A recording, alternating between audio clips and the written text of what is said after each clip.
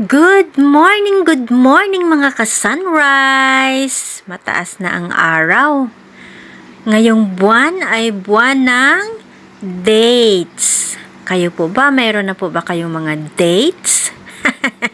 Ang dates na tinutukoy ko ay ang dates na prutas. Ang dates ay isang puno ng kahoy na kapamilya ng palm tree. At ang bunga nito ay may taglay na kakaibang tamis. Ang dates ay karaniwang tumutubo sa mainit na lugar. Kung kaya't naman dito sa bansang Middle East, dito karaniwang tumutubo ang prutas na dates.